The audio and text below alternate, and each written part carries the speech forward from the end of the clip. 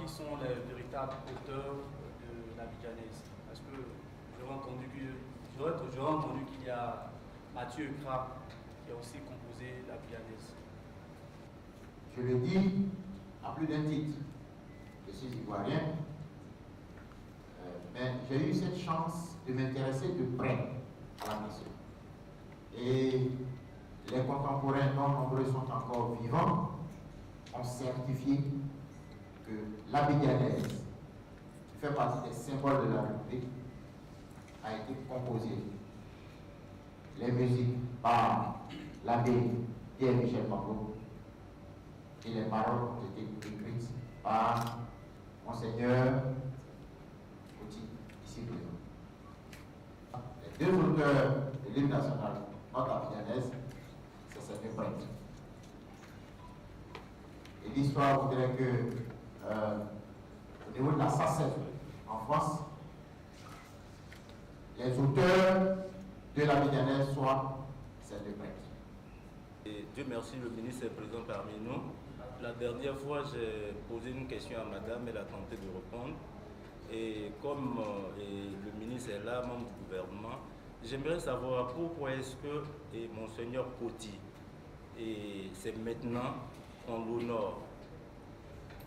Ils sont nombreux les anonymes qui auraient pu être honorés par notre pays, qui ne l'ont pas été. Ils sont nombreux. En tant que ministre des Sports, je sais qu'il reste encore quelques rescapés de l'aventure de 58. La coupe de l'AOF a été gagnée par les Ivoiriens. Aucun de ceux-là n'a reçu la moindre médaille. Et un jour, on viendra demander qu'il soit honoré.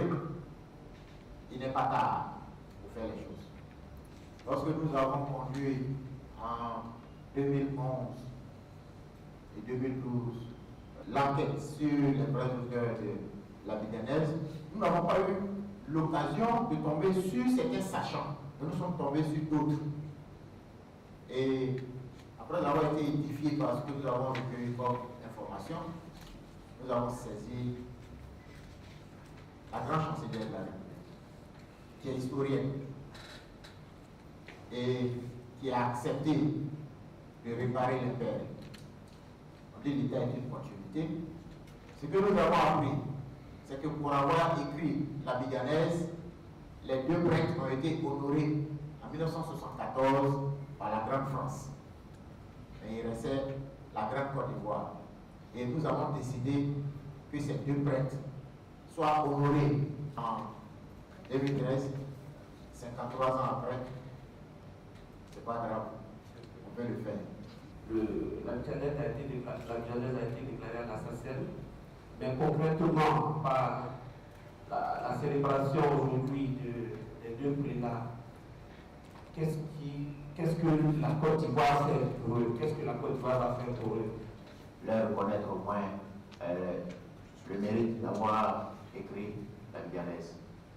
C'est vrai que l'abidjanaise n'a pas de prix.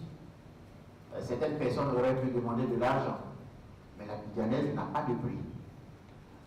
Le fait pour l'État de Côte d'Ivoire de leur reconnaître ces droits, nous pensons que c'est déjà une réhabilitation, c'est déjà une reconnaissance à saluer.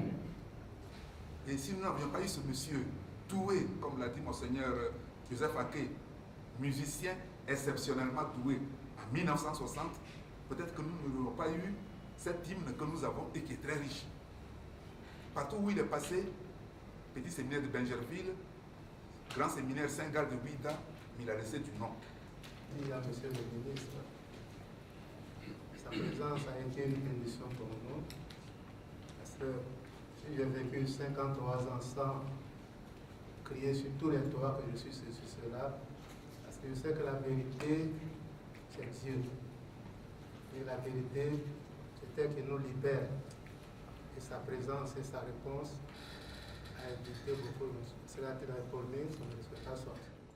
Cette décision de reconnaître aujourd'hui le mérite de ces deux hommes qui n'ont pas reçu les honneurs de leur pays pour avoir composé la Bidjanaise, c'est une page qui va être tournée.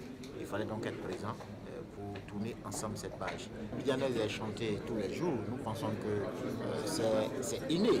C'est inné aujourd'hui. C'est cette musique qui rassemble les Ivoiriens. Je le disais à mes collaborateurs, le drapeau national peut être perçu comme la carte d'identité visuelle de la Côte d'Ivoire. Mais quand vous avez la Bidjanaise en face, vous avez la carte d'identité sonore. Et les Ivoiriens ensemble chantent la Bidjanaise.